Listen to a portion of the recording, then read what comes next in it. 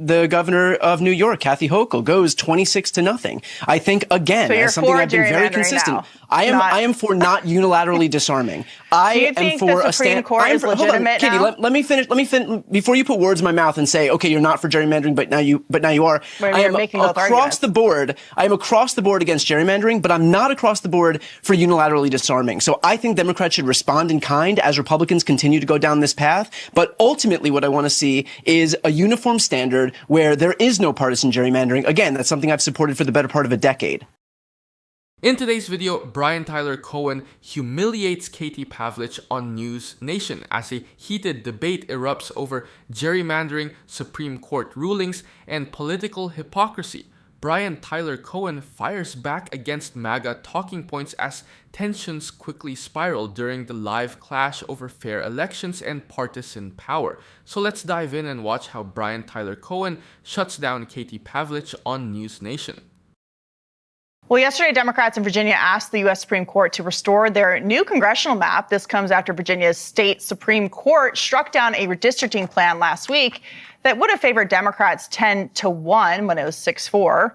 What is Virginia getting wrong? It might be a shorter answer if we ask what they're getting right. In their appeal to the Supreme Court and an attempt to eliminate Republicans, they managed to misspell their own state and the word senator. They also mistakenly addressed the appeal to the Supreme Court of Virginia instead of the U.S. Supreme Court.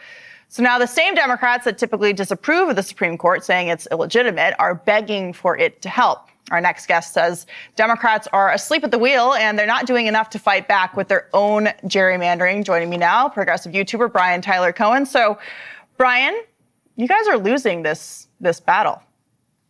I agree. Democrats are losing this redistricting battle. I should let it be known right at the top that I do not support gerrymandering, but I also don't support unilaterally disarming. So I think that Democrats should absolutely respond in kind and fight fire with fire and redistrict anywhere and everywhere, and I hope that they do. But ultimately, what I hope is that we regain some semblance of an actual functional democracy and ban partisan gerrymandering nationwide. So would you be willing to de-gerrymander the Northeast, the New England states that have zero Republican representation, even though 40% of the people there voted for President Trump in the last election? Virginia was a 6-4 state, Democrat-Republican. Half of that state also voted for President Trump in the last election. He barely lost Virginia. Would you be willing to return the states that the Democrats already gerrymandered, like Illinois, in order to make this a more fair process? I'm in agreement that we should make fair maps literally in every state across the country. And I've advocated for that for years. I think that the Democratic Party more broadly has done the exact same thing. That's why all of them voted for exactly that in 2021 with the Freedom to Vote Act. Zero Republicans voted for it. So I would ask you the same question. Would you be in support of all of these Republican states in the Deep South from Florida and Texas, Louisiana, Alabama, Mississippi, Georgia, all of those states de-gerrymandering their maps and return to some semblance of normalcy where we have fair, consistent rules throughout? One thing this exposes is how uneven the redistricting fight has become across the country. The issue is not just whether one party benefits, but whether voters are actually choosing their representatives anymore. Political scientists from Princeton and Stanford have repeatedly found that heavily gerrymandered districts reduce competition, lower voter trust, and make politicians less accountable because many races become practically unwinnable for the opposing side before a single vote is cast. That's why the national standards argument keeps coming up. Independent redistricting commissions in states like Michigan and Arizona have produced more competitive maps and higher public approval compared to states where legislators draw their own districts behind closed doors. The problem is that those reforms are still inconsistent nationwide. There's also a historical imbalance people ignore. Republican-controlled legislatures have dominated the post-2010 redistricting cycle after the red map strategy helped secure state houses across the South and Midwest.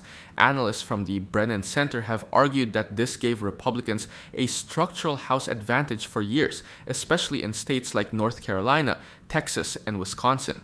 At the same time, Democrats criticizing gerrymandering while benefiting from it in states like Illinois or New York absolutely creates credibility problems. That contradiction fuels public frustration and makes reform harder politically. But the larger point is that voters increasingly feel elections are engineered instead of earned. Gallup polling already shows declining confidence in democratic institutions, and aggressive partisan mapping only deepens that distrust. The debate now is less about one state and more about whether both parties are willing to support rules that apply equally nationwide instead of only when politically convenient. Yes, every state is different, but in Louisiana, for example, we talked about this last time, in that state, they took away the ability to gerrymander on racial lines because that's racist and illegal. And when it comes to the piece of legislation you talked about from 2021, the Democratic legislatures in a lot of these states refused to agree with it, so that's why Republicans didn't vote for it. But in terms of moving forward, you say that Democrats need to do more on behalf of your party to fight fire with fire, is what you're saying. Where exactly can you go on the map? Because you're running out of places to gerrymander states to fight back against this. And in the end, it looks like Republicans are the ones who are going to have an advantage going into the midterms after the Democrats started this fight by taking Illinois and the entire Northeast. Sure. There are 52 seats in California. 7 of them are Republican. There's 26 seats in New York. 7 of them are Republican.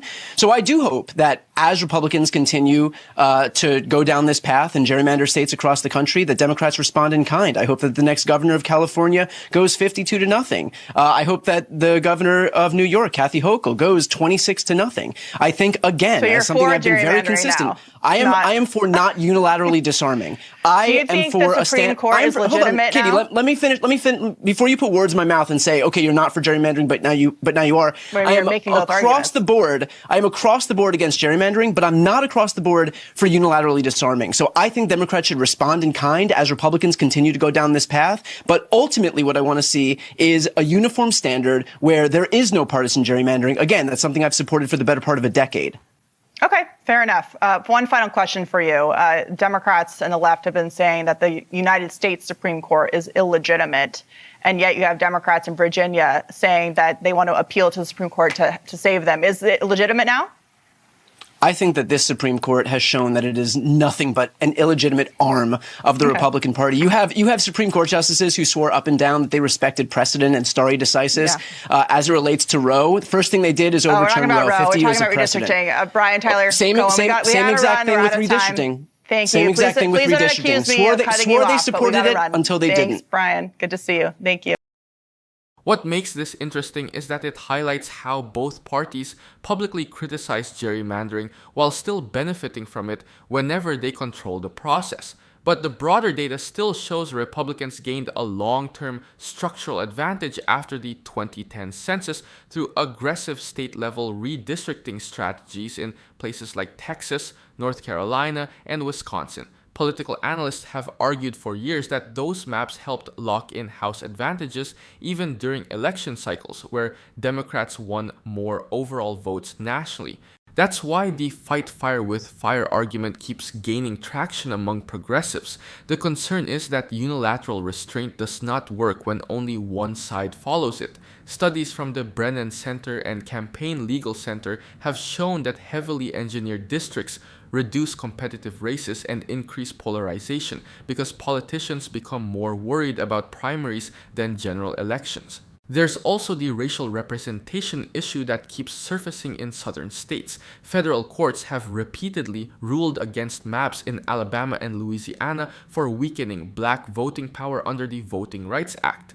Those cases did not appear out of nowhere. They came after years of legal battles over district lines that diluted minority representation despite demographic growth. On the Supreme Court issue, public trust has clearly shifted over the past decade. Polling from Gallup and Pew shows confidence in the court dropped sharply after major rulings involving abortion rights, ethics controversies, and voting issues. That decline is part of why every decision now immediately gets viewed through a partisan lens. Let's check out another debate where the host cuts off Brian Tyler Cohen again, which is insane. I think it's interesting that in none of the lead up to what you're discussing now with Thomas Massie, did anybody name the number one thing that caused Donald Trump to push out Massie in the first place, and that was Massie's support for the Epstein files. That's why this is all happening. That's why Donald Trump turned on him, which is especially ironic given the fact that Trump and all of his administration officials were falling over themselves to demand the release of the Epstein files when they were just on the campaign. But as soon as it became clear that Trump was implicated in those files, that his name was listed in those files, God knows how many times, then all of a sudden they wanted Massie out. Brian, we all know that President Trump signed legislation to release millions of Epstein documents, and he is not implicated criminally in any of this. 3.5 million files they refused to release. In any of this. So for you to imply that there are crimes committed is completely dishonest. Ashley, your response to that. So then why don't they release the other 3.5 million files? That's not why President Trump went after Thomas Massie, as Ashley eloquently pointed out. But Ashley, please go ahead. Yeah, no, I was just going to say that. I mean, Massie's been a problem for a long, long time. I mean, obviously, this is his 8th term. I mean, he doesn't vote with us ever. So I understand your talking point in regards to the Epstein files on the Democrat side, but that has nothing to do with how bad of a Republican member he was. Neither one of you think that the Epstein files had anything to do with Trump turning on Thomas Massie? No, Brian. Massie hasn't voted for any of the Republican priorities, not the big, big beautiful bill, nothing. It's funny to me. I understand, like, everybody has to pretend that the Epstein files on the right has to pretend that the Epstein files are not a thing anymore. But everybody watching and everybody who's going to see this on the internet is going to know how clownish all of this is, that you are both pretending like the Epstein files had nothing to do with this, when the people that Trump has turned on, he's done as a direct result of their support Brian, for the Epstein files. The president has been very clear over and over again for months why he believed that Thomas Massie was not the man for the job. The person who replaced him is a former Navy SEAL who is going to go in and vote for the party, for the country, for the president's agenda, when this is a district that President Trump won by 85%. So I know that Democrats only started to care about the Epstein files when it was politically convenient for them. They had nothing to say about it for 4 years under Joe Biden when he was in charge of the DOJ. They were releasing nothing. President Trump is the one who decided to sign the legislation to release these documents. And I find it quite interesting that when I ask you who is the leader of the Democratic Party, when Barack Obama and Kamala Harris got their butts kicked tonight in Georgia and in other places around the country, losing that Supreme Court case in Georgia, losing the redistricting fight in Virginia, losing the fight in Louisiana, losing the fight all over the map, you want to change the subject and talk about the Epstein files once again. Answer me just one question. Did they release all of the files?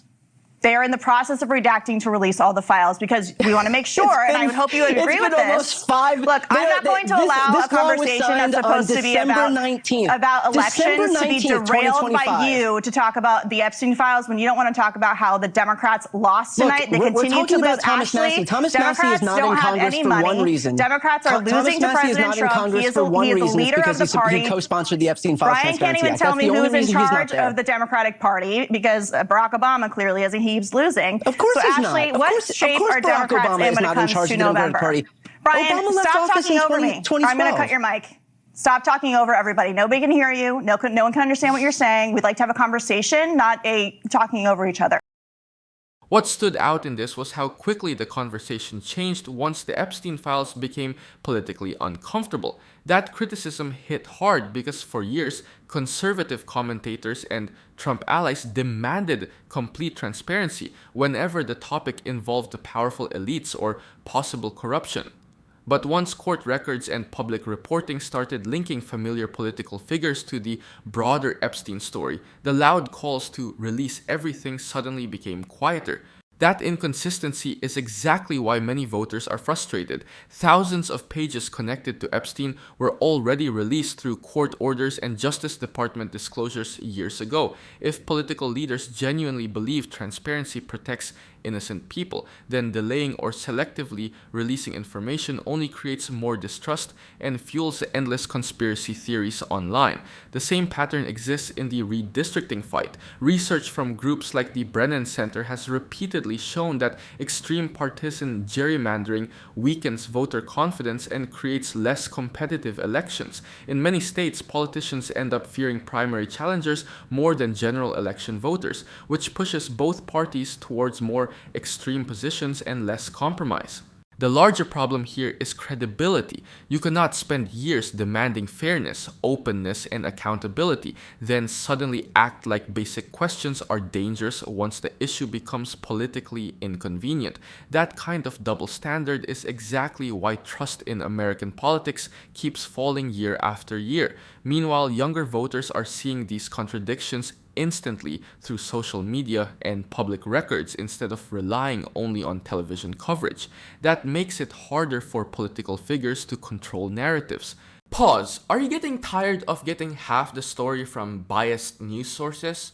One outlet says one thing and another says the complete opposite.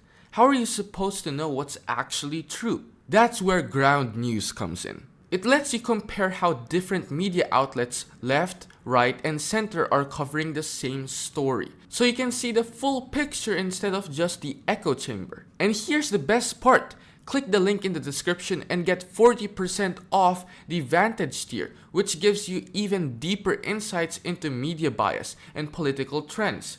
Stay informed, think for yourself, and check out Ground News in the description down below.